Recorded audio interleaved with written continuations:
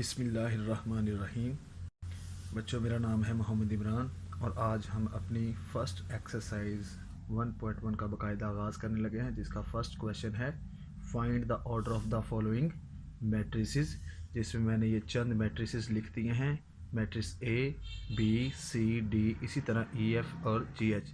तो हम first matrix A के ऑर्डर की बात करते हैं। बच्चों, मैंने अपने पिछले ही लेक्चर में आपको सिखाया था कि ऑर्डर फाइंड करने के लिए हम मैट्रिक्स के अंदर देखते हैं उसकी नंबर ऑफ़ रोज़ और नंबर ऑफ़ कॉलम्स। तो हम इसके भी नंबर ऑफ़ रोज़ देखते हैं। फर्स्ट ऑफ ऑल ये 2 and 3 first row, -5 and 6 second row, तो इसकी 2 रो बन गई।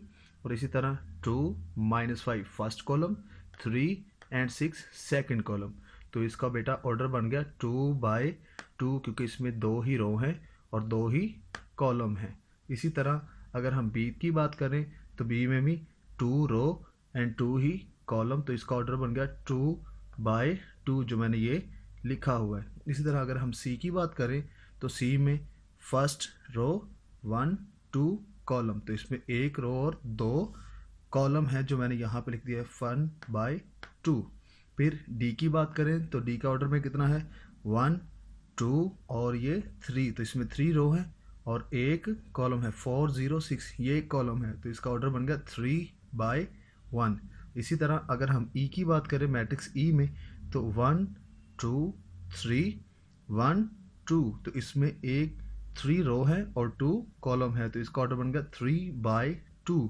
फिर सिमिलरली अगर हम एफ़ की बात करें तो एफ़ में फर्स्ट एक ही रो है और एक ही कॉलम है, तो इसका ऑर्डर बन गया 1/1।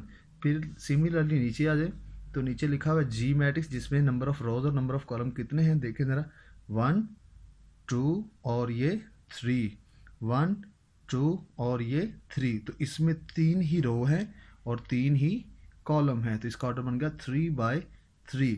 फिर एच में आ जाए, एच मैट्रिक्स में फर्स्ट रो और ये second row, first column second column और ये थर्ड कॉलम, तो इसमें 2 रोज हैं और 3 कॉलम है, तो हमारे पास इसका ऑर्डर बन गया 2/3।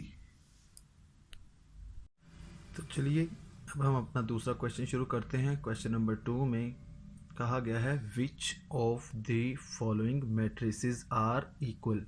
क्वेश्चन नंबर 2 में 1.1 एक्सरसाइज के क्वेश्चन नंबर 2 में ये पूछा गया है कि आपने बताना है कि कौन कौन से मैट्रिसेस आपस में इक्वल हैं। तो इसके ये काफ़ी सारे मैट्रिसेस हैं, मैंने उसमें से चंद लिख लिए हैं बच्चों, बाकी आप लोग खुद कीजिएगा। तो क्वेश्चन नंबर जो हमारे पास मैट्रिक्स ए है उसको देखें, तो यहाँ पर ये मैंने लिखा हुआ है मैट्रिक्स ए में 3 लिखा हुआ है और ये इक्वल है किसके, मैट्रिक्स सी के। सी में बेटा देखें तो लिखा हुआ है 5 - 2, अगर हम इनको सब्ट्रैक्ट करें तो आंसर कितना आता है 3, तो ये भी 3 और ये भी 3। तो मैंने आपको इक्वल मैट्रिसेस के लिए समझाया था कि इक्वल मैट्रिसेस में हम 2 चीज़ें देखते हैं। नंबर 1 क्या चीज़ देखते हैं हम, कि पहला इनका ऑर्डर देखते हैं कि ऑर्डर इनका सेम है। तो मैट्रिक्स ए का ऑर्डर देखें तो वो कितना है 1/1, और मैट्रिक्स सी का अगर हम ऑर्डर देखें तो वो कितना है 1/1। दूसरा हमने देखा था इनके कॉरस्पॉन्डिंग इंट्रीज आया कि वो सेम है, तो इधर भी 3 इंट्री लिखा हुआ है और इधर भी इंट्री जो है वो 3 ही लिखा हुआ है, तो ये दोनों ही से कंडीशन सेटिस्फाई कर रही हैं। इस वजह से हमने कह दिया मैट्रिक्स ए मैट्रिक्स सी के इक्वल है। फिर आ जाए मैट्रिक्स एफ में, तो एफ इक्वल है मैट्रिक्स जी के। एफ में लिखा हुआ है 2 और 6 और जी में लिखा हुआ है क्या 3 - 1 और 3 + 3। 3 में से 1 माइनस करें तो आंसर बचता है 2, 3 में 3 ऐड करें तो आंसर आता है 6, तो इधर भी 2 और 6, इधर भी 2 और 6, तो इंट्रीज तो हो गए सेम। अब हम सेकंड कंडीशन देख लेते हैं कि वेदर इनका ऑर्डर जो है वो सेम है या नहीं। तो इसमें ये एक रो और ये दूसरी रो और ये एक कॉलम, तो इसका बन गया ऑर्डर 2/1।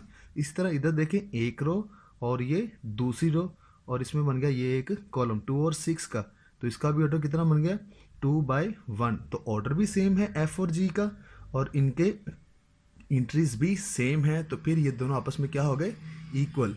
एफ जो है वो इक्वल हो गया किसके, जी मैट्रिक्स के। फिर इसी तरह एक और मैट्रिक्स लिखा हुआ है मैंने एच और जे, ये भी क्या है आपस में सिमिलर। कैसे जी, इसका ऑर्डर देखें ज़रा, 2 रो है इसमें, एक ये 4 और 0 वाली और दूसरी 6 और 2 वाली। अब जे में आए ज़रा, जे में क्या लिखा हुआ है 2 + 2, अगर हम 2 + 2 करें तो आंसर कितना आता है 4, 2 में से 2 माइनस करें आंसर कितना आता है 0, 2 में 4 जमा करें तो कितना आंसर आता है 6, 2 में 0 ऐड करें तो आंसर कितना आता है 2। तो ये देखिए इनकी एंट्रीज 4 0, इधर भी 4 और 0, इधर 6 और 2 और ये भी 6 और 2। तो एंट्रीज तो हो गए इनके सेम। और अब हम इनके ऑर्डर की बात करें तो इधर 4 0 फर्स्ट रो, 6 2 सेकेंड रो, तो इसका ऑर्डर कितना बन गया जी। और ये 4 और 6 फर्स्ट कॉलम, 0 और 2 सेकेंड कॉलम, तो इसका ऑर्डर बन गया 2/2। सिमिलरली इसका भी ऑर्डर 1 रो और ये सेकेंड रो, फर्स्ट कॉलम और ये सेकेंड कॉलम, तो इसका भी ऑर्डर बन गया कितना 2/2। तो इनके एंट्रीज भी सेम है और इनका ऑर्डर भी सेम है। इस वजह से हम कह सकते हैं कि एच मैट्रिक्स इक्वल है किसके, जी मैट्रिक्स के। जी अब हमारा आ गया एक्सरसाइज नंबर 1.1 का लास्ट क्वेश्चन, क्वेश्चन नंबर 3, जो पेपर पॉइंट ऑफ व्यू के हवाले से बहुत ही इंपॉर्टेंट क्वेश्चन है बच्चों, तो इसे ध्यान से समझिएगा। इसमें लिखा हुआ है find the values of A B C and D which satisfy the matrix equation. इस क्वेश्चन में लिखा हुआ है कि ये हमारे पास दो मैट्रिक्स दिए हुए हैं जिसमें ए बी और सी लिखा हुआ है, तो आपने इनकी वैल्यूज फाइंड करनी है। ये हमारा क्वेश्चन मार्क है। तो बेटा ये देखें, ये आपके पास क्वेश्चन लिखा हुआ है ए प्लस सी, ए प्लस 2b, सी -1, 4d -6, ये मैट्रिक्स इक्वल है किसके 0 -7 3 और 2d के। तो बेटा मैंने अभी आपको पहले सिखा दिया है कि हमारे पास इक्वल मैट्रिक्स में क्या होता है कि इनका ऑर्डर और इनके एंट्रीज आपस में सेम होते हैं। तो इसका मतलब ये हुआ ये जो a प्लस सी है ये फर्स्ट एंट्री इधर से फर्स्ट एंट्री के इक्वल होगा, और इधर a प्लस 2b ये सारा सेकंड एंट्री इधर -7 सेकंड एंट्री के इक्वल होगा। फिर c -1 थर्ड एंट्री किसके इक्वल होगा, इधर से 3 के, और 4d -6 ये इक्वल होगा किसके 2d के। इस चीज़ को हमने देखते हुए मद्देनज़र रखते हुए हमने यहाँ पर लिख दिया a plus C equal to 0, इसका नाम रख दिया हमने फर्स्ट इक्वेशन। फिर a plus 2b equal to -7, ये हमारे पास आ गई सेकेंड इक्वेशन।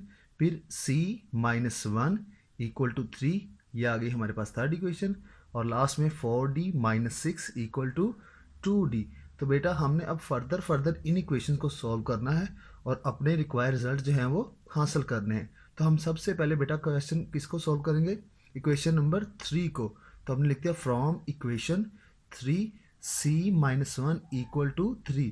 बेटा जिसकी वैल्यू निकालनी है आपने उसको करना है सिंगल, तो हमने यहाँ पर c की वैल्यू फाइंड करनी है, जिसकी वजह से हमने क्या करना है कि 1 को उठाकर इस तरफ ले आना है। तो 1 इधर इक्वल टू के इस तरफ माइनस का है, जब इक्वल टू के दूसरी तरफ आएगा तो प्लस का हो जाएगा, तो ये बन जाएगा 3 + 1, इसको सम किया तो आंसर आ गया 4। ये हमारा पहला रिजल्ट है किसका, c की वैल्यू आ गई, c इक्वल टू 4। बेटा अब आपने ये वाली वैल्यू पुट करनी है इक्वेशन नंबर 1 में। सो पुट करने से पहले आपने लिख देना है put the value of c in equation 1, ताकि हम इक्वेशन a में से क्या करें 1 में से a की वैल्यू फाइंड कर सके। तो हमने ये लिख दिया a, आगे लिख दिया प्लस, फिर क्या लिखा है c की वैल्यू, जहाँ पे बेटा c लिखा है वहाँ पे हमने c को हटाकर 4 लिख देना, क्योंकि c की वैल्यू क्या है 4 है। तो ये a + 4 इक्वल टू 0। हमने बेटा जिसकी वैल्यू फाइंड करें इसको सिंगल करना है, तो a की वैल्यू हम फाइंड कर रहे हैं, इस वजह से हम क्या करेंगे 4 को उठाकर दूसरी तरफ ले जाएंगे। तो 4 इधर प्लस का है, जब इधर आएगा तो माइनस का हो जाएगा, तो ये बन जाएगा a इक्वल टू -4। ये हमारा सेकेंड रिजल्ट आ गया। अब ये a की वैल्यू आपने पुट करनी है कहाँ पर, सेकेंड इक्वेशन में, ताकि हम b की वैल्यू निकाल सकें। तो चलें जनाब इसको पुट कर दें। उससे पहले आप लिख दें put the value of a in equation 2। Equation 2 में जहाँ पर बेटा a लिखा हुआ है वहाँ पर आपने उसकी वैल्यू -4 पुट कर देनी है। तो ये देखें जी इक्वेशन 2 में a ये लिखा हुआ है, सबसे पहले तो a की जगह हमने क्या लिख दिया यहाँ पर -4, आगे लिखा हुआ है प्लस 2b इक्वल टू -7। तो बेटा जिसकी वैल्यू फाइंड करनी है उसको आपने सिंगल करना है। सबसे पहले आप 4 को उठाकर इधर ले जाएं, ये इधर -4 है, जब इधर आया इक्वल टू के दूसरी तरफ तो +4 हो गया। तो ये -7 और +4 ऑपोजिट साइन है, दोनों ऑपोजिट साइन होने की वजह से हमें वैल्यूज को माइनस करना पड़ता है।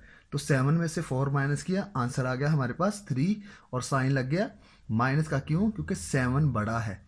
अब हमने बेटा b की वैल्यू फाइंड करनी है। अभी भी b सिंगल नहीं हुआ, b के साथ 2 अभी भी मल्टीप्लाई हो रहा है, 2 इधर मल्टीप्लाई आ रहा है, तो इक्वल टू के उस दूसरी तरफ आएगा तो क्या हो जाएगा, डिवाइड हो जाएगा, बटे में आ जाएगा। तो इस वजह से b हो गया यहाँ पर सिंगल, तो इसका b का वैल्यू बन गया b इक्वल टू -3/2। ये हमारे पास थर्ड रिक्वायर्ड रिजल्ट आ गया।